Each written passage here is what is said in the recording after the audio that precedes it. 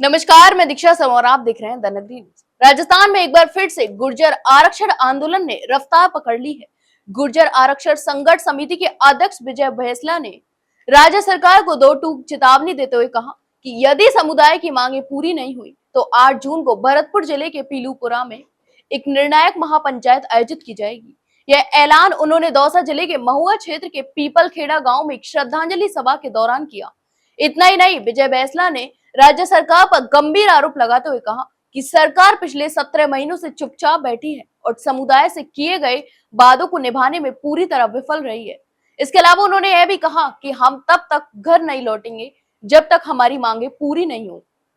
अब समय आ गया है कि सरकार को अपनी जिम्मेदारी का एहसास कराया जाए। इसके अलावा समिति का कहना है कि वर्तमान रोस्टर प्रणाली में विशेष पिछड़ा वर्ग यानी एमबीसी को पूरा आरक्षण नहीं मिल पा रहा। इस प्रणाली में संशोधन कर राज्य स्तर पर लागू कराने की मांग भी की जा रही है, जिससे समुदाय को न्याय संगत प्रतिनिधित्व मिल सके। इतना ही नहीं, समिति चाहती है कि राज्य सरकार मंत्रिमंडल से प्रस्ताव पास कर केंद्र सरकार को भेजे ताकि एमबीसी को संवैधानिक सुरक्षा मिल सके।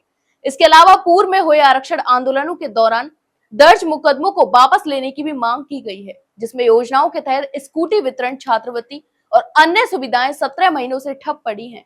समिति ने मांग की कि योजना की मासिक समीक्षा बैठकें पुनः शुरू हों।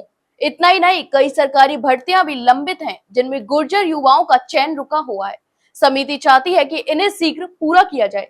पिछले आंदोलनों के दौरान मारे गए लोगों के परिवारों को सरकारी नौकरी और उचित मुआवजा देने की मांग भी उठाई गई है। इन सभा में पूर्व जिला प्रमुख अजीत सिंह महुआ ने समुदाय से एकजुट होने की अपील भी की। उन्होंने विशेष रूप से खेड़ला बुजुर्ग में पंचायत पुनर्गठन में भेदभाव का आरोप लगाया और 30 मई को एक अन्य बैठक में भाग लेने की अपील की ताकि क्षेत्र में नई पंचायत समिति की मांग को बल मिल सके। इसके अलावा इस श्रद्धांजलि सभा में बड़ी संख्या में गुर्जर समुदाय के नेता और सदस्य भी मौजूद रहे। इस अवसर पर गुर्जर आंदोलनों के प्रणेता रहे कर्नल किरोड़ी सिंह बैंसला को भी भावपूर्ण श्रद्धांजलि दी गई और उनके योगदान को याद भी किया गया। अब यह देखना अहम होगा कि 8 जून की महापंचायत में क्या निर्णय लिए जाते हैं और राजस्थान की राजनीति पर इसका क्या प्रभाव पड़ता है।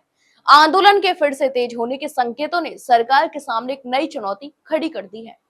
तो आप इस पूरे मामले पर क्या सोचते हैं, हमें कमेंट बॉक्स में कमेंट करके जरूर बताएं।